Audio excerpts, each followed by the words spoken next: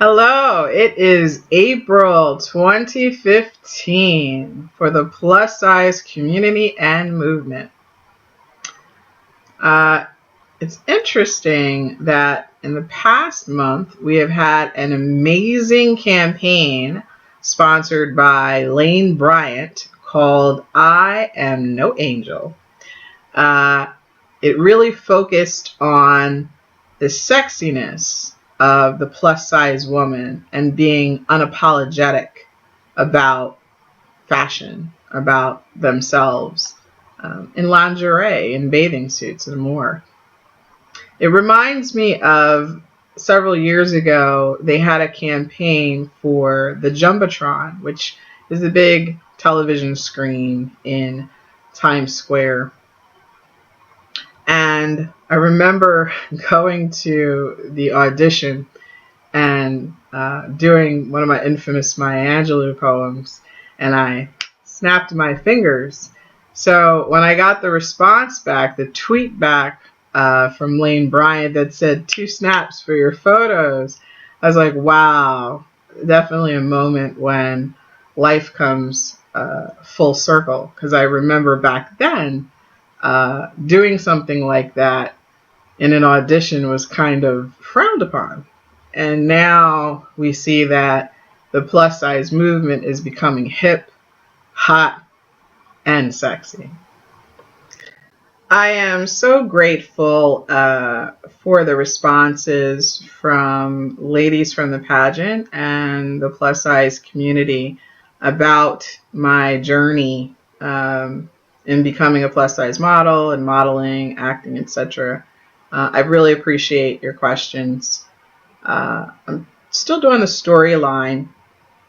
And one of the people that I forgot to mention from Washington, D.C., is a gentleman that was referred to me, again, back to the school that I went to for modeling in D.C. Some of you may know this name very well. A gentleman by the name of Harvey Starr Washington. Harvey Starr Washington was probably best known at the time that I was modeling with him for his shows for what was called the Black Congressional Caucus show. This was a very exciting event. He also hosted 2 shows that I knew of. One was in the fall and one was in the spring, and they were probably one of the largest plus size events for women at the time. I remember there being at least 100 models on an extremely long runway. And I was suggested to him by the school at the same time that I was referred to agencies, etc.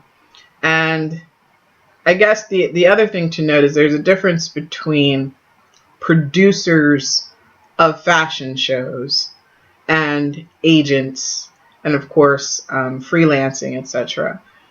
But a producer of a fashion show it's just that. It's an event that's put on for organizations, the community, designers, etc.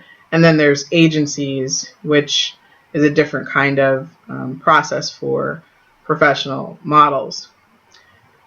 The plus size events that Mr. Harvey Starr Washington put on were these extravaganzas. They were fun. They had a lot of dancing, elaborate sets.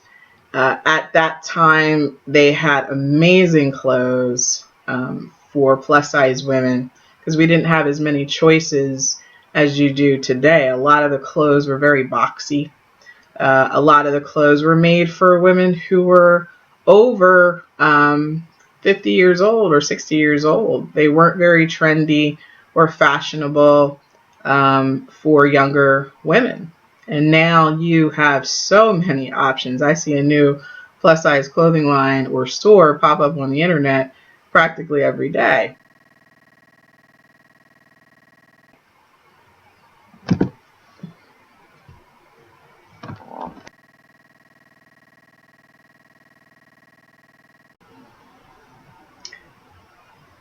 I have somewhat of a funny story. I know many of you have tried out for, I think it's Full Figured Fashion Week.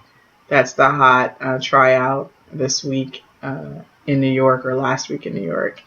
And some ladies may not have made the cut and probably feel a little sad. In pageantry, there's going to be winners and there's going to be people who did not win. It does not necessarily mean that you are a loser. And you really have to gather skills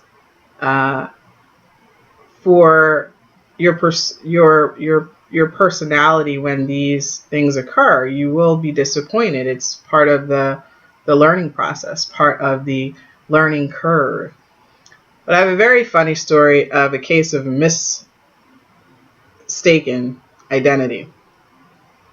One of the first produced shows that I tried out for in New York, and I think it was actually the second year, because the first year there wasn't really much of a question, but there were new people on the team.